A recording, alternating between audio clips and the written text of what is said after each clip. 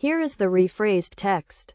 If your washer is making noise when sensing, check to see if the drive pulley is defective.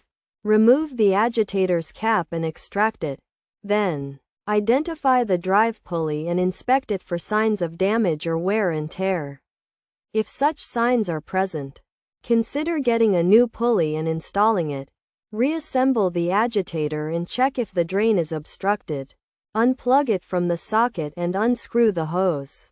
Carefully look for any items blocking it and remove them. The noise could also indicate the wash basket is damaged. Remove the basket, find the agitator's cap, and extract it with your hand. Inspect the washer basket for signs it could be damaged. If these signs are present, get a new basket and install it.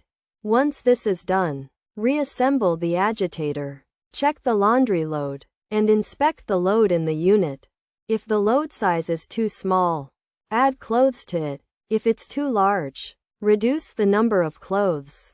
To ensure the load is balanced, take the clothes out and rearrange them until they are evenly distributed in the drum.